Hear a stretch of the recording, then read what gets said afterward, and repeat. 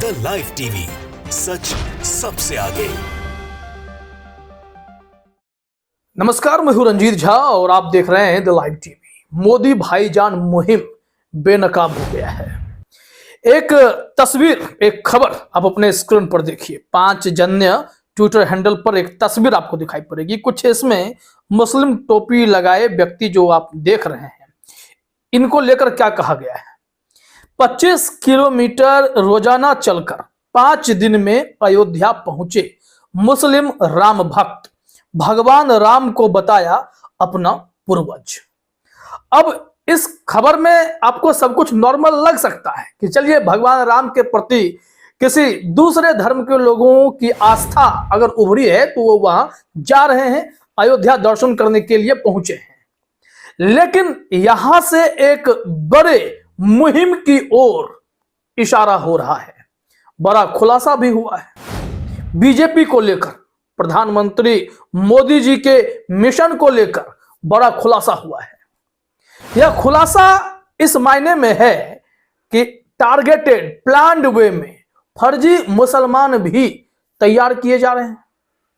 पूरी रिपोर्ट हम बताते हैं। बीबीसी पर एक रिपोर्ट पिछले साल छपी थी, आज तक पर एक रिपोर्ट पिछले साल छपी थी। इस दोनों में बीजेपी के प्लान पर गौर फरमाया गया था। प्लान क्या था कि बीजेपी को 2024 चुनाव के लिए मुसलमानों को जोड़ना है। और ऐसे में बीजेपी ने जब राष्ट्रीय कार्यकारिणी का गठन किया तो उसमें 2 मुसलमानों की एंट्री कराई गई और दोनों को बड़ी भूमिका दी गई।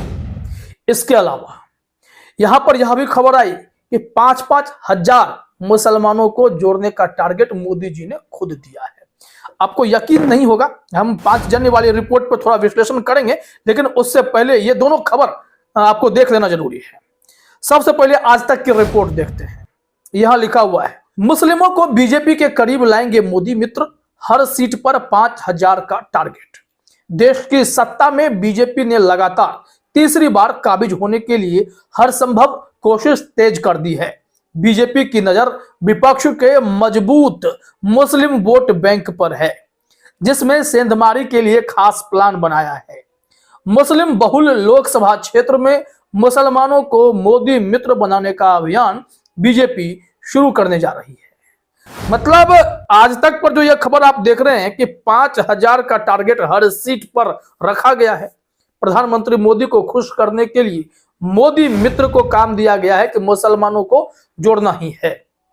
ये वही बीजेपी है जिसने अपने पार्टी में जनप्रतिनिधि के तौर पर मुसलमानों के प्रतिनिधित्व को एकदम से खत्म कर दिया। लोकसभा में, राज्यसभा में, विधानसभा में, विधान परिषद तक में एकदम ना के बराबर, शून्य मान लीजिए। मुस्लिम चेहरा बीजेपी के भीतर कोई नहीं, खत्म। आखिर क्यों? वो बीजेपी जिसने मुसलमानों के प्रतिनिधित्व को खत्म करने का काम किया, अब बीजेपी अगर मिशन मुस्लिम भाईजान पर लगी है तो कौन भरोसा करेगा? और उसमें भी तिकरमबाजी करके तो कौन यकीन करेगा? हालांकि हमने आपको कहा कि बीबीसी पर भी एक रिपोर्ट छपी है और इस रिपोर्ट में कहा गया कि राष्ट्रीय कार्यकारिणी में बीजेपी ने 2 मुसलमानों को मौका दिया है। पार्टी के भीतर रख लेंगे, लेकिन जब बारी आएगी चुनाव लड़ने की तो फिर इन्हें टिकट नहीं मिलता है।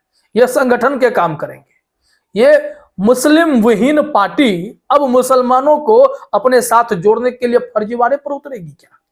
रिपोर्ट दिखाते हैं। अजीत अंजुम साहब ने उसी 5 जन्य के रिपोर्ट को लेकर बहुत बड़ा खुलासा किया है। यहां लिखा हुआ है, तारिक मंसूर को उपाध्यक्ष बनाना क्या बीजेपी की मुसलमानों के लिए नई रणनीति है? अभिजीत श्रीवास्तव की रिपोर्ट 30 जुलाई 2023 की है। प्रधानमंत्री नरेंद्र मोदी ने 3 दिन पहले ही अपने तीसरे कार्यकाल की बात कही थी और अब भारतीय जनता पार्टी ने रविवार को अपनी राष्ट्रीय कार्यकारिणी का ऐलान किया। इसमें कई नए चेहरों को जगह दी गई। पार्टी के संगठन से रमन सिंह जैसे पूर्व मुख्यमंत्री को जोड़ा गया है, तो तारिक मंसूर और अब्दुल्ला कुट्टी बीजेपी के नए मुसलमान चेहरे के रूप में देखे जा रहे हैं। और ये जो बदलाव हुए हैं मुसलमानों को फिर से बीजेपी के साथ लाने के एक मिशन के तौर पर। और अब इस मिशन का असली चेहरा क्या है वो हम आपको बताने जा रहे हैं। आइए वापस आते हैं अजीत अंजुम साहब के ट्वीट पर। यहां उस 5 जन की तस्वीर को 25 किलोमीटर रोजाना पैदल चलकर मुस्लिम टोपी लगाए कुछ व्यक्ति जो रामलला के दर्शन करने पहुंचे, उस संबंध में जानकारी। यहां देखिए अजीत अंजुम जी ने लिखा है, मुसलमानों को अपने पाले में दिखाने की कवायद की प्लानिंग। संघ के इंद्रेश कुमार की जिम्मेदारी है कि मुस्लिम मंच के जरिए ऐसे मुस्लिम तैयार करते रहें। इसके लिए इंद्रेश कुमार ने कुछ टोपी और दाढ़ी वाले मुसलमानों को अपने साथ कर लिया है। बीजेपी में दिखाने के लिए भर्ती किए गए मुस्लिम नेताओं की जिम्मेदारी है कि 10-10 या 20-20 मुसलमानों को अयोध्या ले जाते रहें, तस्वीरें खिंचवाकर उन्हें राम भक्त बताते रहें। मोदी मीडिया की जिम्मेदारी है कि समय समय पर ऐसे कुछ मुसलमानों को स्टूडियो में बुलाकर देश के बताते रहें कि मोदी को मुसलमान कितना पसंद करते हैं। वैसे भी आप देखेंगे सोशल मीडिया में, गोदी मीडिया में यह नैरेटिव गढ़ी जाती है कि वोहरा समाज का मुसलमान, पसमानदा समाज का मुसलमान, वो तो मोदी जी का अंधभक्त है। और भी देश के कई मुसलमान जो हैं वो मोदी जी को पसंद करते हैं। आप सऊदी अरब के दृश्य को देखेंगे तो स्मृति ईरानी चली जाती हैं वहां पर तो उनका स्वागत हो जाता है, मोदी जी गले लगते दिखाई पड़ते हैं। तो ऐसे में एक मैसेज देने की कोशिश होती है कि नहीं, प्रधानमंत्री मोदी मुसलमानों के हितैषी हैं। अगर हितैषी हैं तो अपनी ही पार्टी में उन्होंने मुसलमानों के प्रतिनिधित्व को शून्य क्यों किया? क्यों उन्होंने उस समाज के लोगों को मौका नहीं दिया जो यहां पर जनप्रतिनिधि के तौर पर पार्लियामेंट में आवाज उठा सकते थे? क्यों बीजेपी ने इन सबको दरकिनार किया? इसका जवाब है क्या? खैर आगे देखिए, लिखा गया है कि बीजेपी के मुस्लिम मोर्चे की जिम्मेदारी है कि मोदी भाईजान की मुहिम को आगे बढ़ाएं। हर जगह कुछ मुस्लिम महिलाएं की भीड़ जुटाकर तस्वीरें अखबारों में छपवाते रहें ताकि मुसलमानों के बीजेपी से जुड़ने का भ्रम बनता रहे। शाहनवाज हुसैन और मुख्तार अब्बास नकवी जैसे नेताओं की जिम्मेदारी है कि थोड़े थोड़े दिन पर कुछ मुसलमानों को खोजकर ऐसे कार्यक्रमों में शिरकत कराते रहें। सब अपनी अपनी जिम्मेदारी निभा रहे हैं। बाकी देश के मुसलमानों के लिए बीजेपी में कितनी जगह है ये हर मुसलमान जानता है। शाहनवाज और मुख्तार भी जानते हैं। शाहनवाज हुसैन तो लंबे समय के लिए बीजेपी में हाशिए पर ही रहे, बाद में बीजेपी में मौका भी मिला। बिहार में नीतीश कुमार के नेतृत्व वाली सरकार में उद्योग मंत्री बने, लेकिन सरकार गिर गई। उसके बाद अभी कोई गारंटी है नहीं कि शाहनवाज हुसैन के लिए कुछ रूपरेखा तैयार है भी या नहीं भी। केंद्र के नेता थे, कम उम्र में केंद्रीय मंत्री बने थे, अब राज्य सरकार में मंत्रालय मिला भी तो कुछ महीनों के लिए मिला, फिर उनकी कुर्सी गई।